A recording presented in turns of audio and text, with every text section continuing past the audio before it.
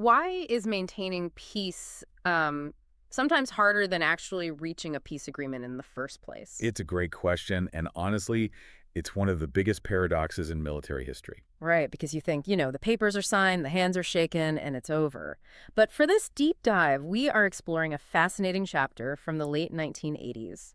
We're looking at the peacekeeping phase of the Indian Peacekeeping Force, or the IPKF, in Sri Lanka. Yeah, and the sources we have on this are incredible because they show us the massive, and I mean massive gap between an agreement that looks perfect on paper and the gritty, unpredictable reality on the ground. Exactly. So to set the stage for you, we have this Indo-Sri Lanka Accord, and the IPKF is essentially parachuted into a boiling, brutal war zone. But their blueprint, their main directive, was the Chief of Army Staff's order of the day. Which is such a fascinating document. I mean, the behavior it demanded from these combat troops was basically, well, absolute restraint. Right, it reads almost like a monk's vow. It really does. They were ordered to maintain total discipline, strict neutrality, and absolute impartiality. They had to show deep respect for the population, especially, women, the elderly, and children. And the biggest rule of all was zero involvement in local politics. Which, let me push back on that a little bit. It sounds great on paper, like stepping onto a field as a completely neutral referee. Right. But if you're deploying thousands of heavily armed troops into a war zone, primarily for policing duties, doesn't your very presence inherently affect local politics? Like, doesn't that mess with your own legitimacy? Oh, absolutely. And that paradox is exactly what we're talking about today. The planners envisioned this expected environment where everyone would just cooperate because the accord was signed. But the actual environment was totally different. Night and day. The actual environment was fractured, deeply suspicious, and frankly, awash with weapons. You cannot drop a foreign army into a delicate political ecosystem and expect them to remain just a neutral bystander. Right, which brings us to where this actually happened. To understand why this mission became such a nightmare, we need to build a mental map of where the 54th Infantry Division actually deployed in Sri Lanka. Yeah, let's map it out because they didn't just walk into a vacuum. So paint a picture for us. Where is the nervous system of this whole operation? The nervous system was a place called Palali in the north. That's where they set up the division headquarters and the massive division maintenance area. It's the hub. Okay, so Palali is the hub, and then they push the 91 Infantry Brigade right into the center of gravity, which is Jaffna. Exactly. Jaffna was the hornet's nest. It was the cultural and political heart of the Tamil population.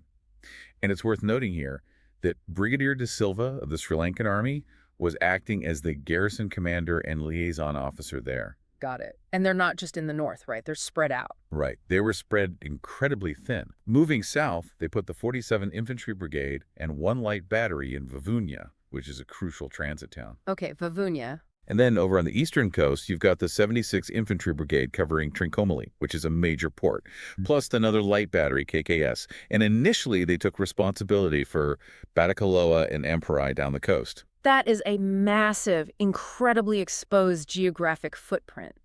And the tasks they were given across all these areas are staggering. They had to physically separate the warring Sri Lankan Armed Forces, the SLAF, and the LTTE. Which is so much harder than it sounds. Right. And on top of that, monitor the ceasefire, collect surrendered weapons, dismantle the SLAF camps that had been built after May 1987, and somehow help civilians return to their homes. The chasm between writing separate groups on a piece of paper and actually doing it is just huge. Oh, I can imagine. Separating groups isn't drawing a line on a map. You're physically inserting your own vulnerable troops right into the literal crossfire. You have to ensure one heavily armed side packs up and leaves, while convincing the other side to hand over their guns. Which is the most sensitive stage of any peace process, right? Taking away the guns. Absolutely. And the sources detail the position of the LTTE leader, V. Prabhakaran, who was initially highly reluctant to do this. He only agreed to the ceasefire because India insisted on it. Right. And he basically refused to surrender a single weapon to the Sri Lankan government unless he got a guarantee of amnesty for all Tamil inhabitants. You have to look at the psychology of disarmament here. For an insurgent group, handing over your weapons creates an immediate, terrifying trust deficit. Because it's your only leverage. Exactly. It's your security guarantee. Yeah. To give that up means making yourself completely defenseless against people you were shooting at just a few days ago. It requires blind faith. But there was this one moment where it seemed like that faith might actually exist. On August 4th, 1987, there's this massive public rally in Sarumalai.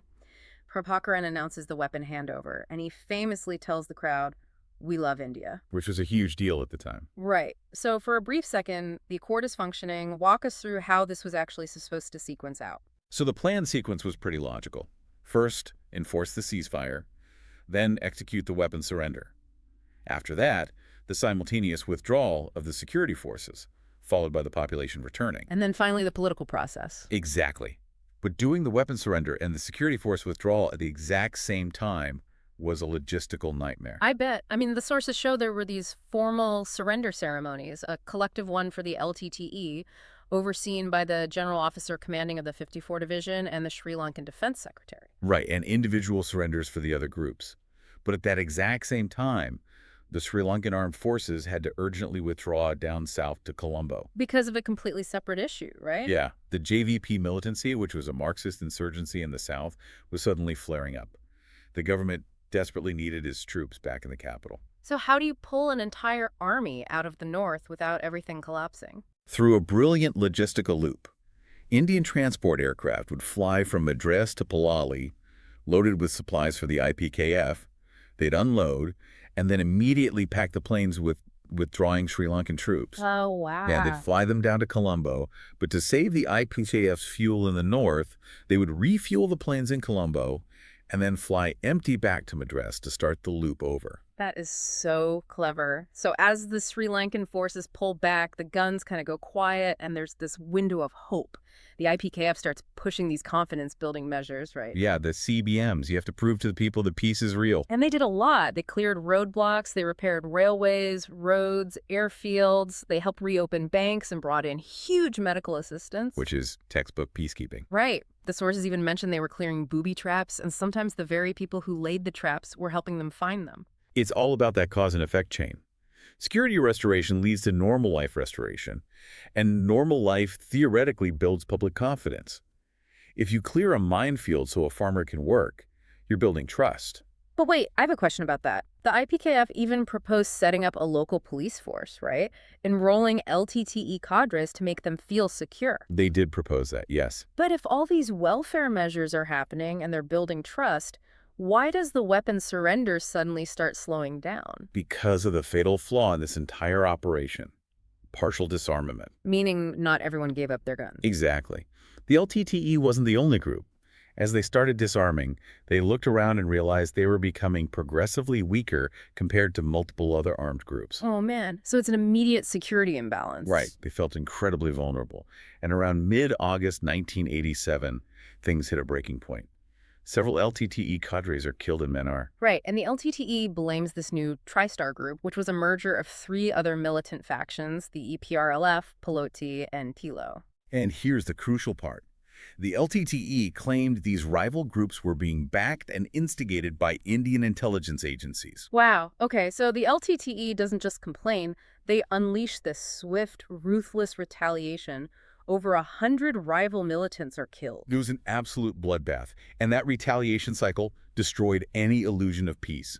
The public outcry was massive, and it forced a massive expansion of the IPKF's mandate. They shifted from peacekeeping to law and order. Overnight. You can't just monitor a ceasefire when people are being slaughtered in the streets. You have to step in. And that has huge operational consequences. Mm-hmm. The IPKF headquarters actually had to request a CRPF battalion, a Central Reserve Police Force unit, equipped for anti-riot duties. Tear gas, batons, the whole thing. They even had to bring in a women's company to handle the complex civilian dynamics. It is a tragic irony. On one hand, the IPKF is building hospitals and clearing mines to build trust.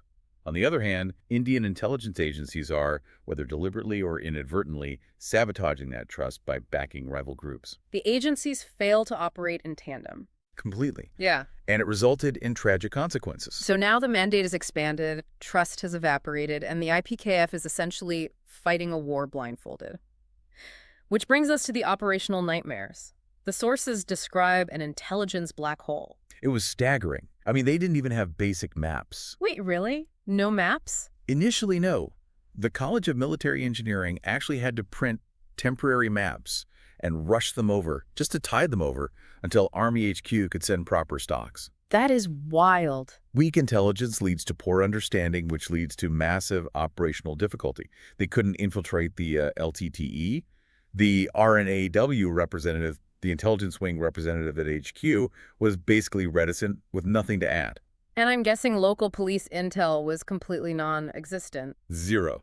So who do you think they had to rely on? The Sri Lankan Armed Forces. Exactly. The very people they were supposed to be replacing. That is such a mess. And the command and control analysis is much better. The inter-service friction was awful. Oh, the bureaucracy was suffocating. The sources show the Air Force and Navy dragging their feet, withdrawing resources, and even pulling their representatives from HQ IPKF. Yeah, it's like trying to drive a fire truck, where the steering wheel, the gas pedal, and the water hose are all controlled by different people in different cities. The unity of effort was completely fractured. So if the Army needed something minor, they had to route the request all the way to Southern Air Command or Eastern Naval Command. Instead of just coordinating with the guy down the hall. Exactly. And amidst all this chaos, there was this terrifying contingency they had to plan for, the plantation Tamils. Right, in the Central Highlands. Because you've got this defenseless population of Tamils far away from the north, facing a potential large-scale massacre by the JVP or Sinhala groups. It shows how stretched they were. They had to engage in serious threat anticipation. They kept a para-commando battalion staged at Palali, in reserve, ready for a rapid airborne deployment if a massacre started. And the 76th Infantry Brigade in Batacaloa was ready to punch through on the ground for a surface link-up. Right. They were putting out fires in the north while holding a fire extinguisher ready for the south. So, stepping back to look at this whole deep dive, let's build a quick mental cheat sheet for you, the listener. Why was peacekeeping so difficult here? Because the actual environment required active law and order, not just observing a ceasefire from the sidelines. And why did trust decline so fast? Because partial disarmament left groups feeling vulnerable. That sparked a ruthless retaliation cycle, which was only made worse by conflicting intelligence agency agendas. Which means all their initial assumptions changed. They thought it would be a cooperative, map-led operation. But the reality was blind intelligence, inter-service resource hoarding, and a mission that expanded completely out of control. It's an incredible look at conflict resolution. Thank you for joining us on this deep dive into the realities of the IPKF. And, we often think of weapons as the primary fuel for war. But as we saw here, when a military force steps in to maintain peace, the true fuel of the conflict isn't the weaponry. What is it then? It's the intelligence they lack and the trust they fail to build.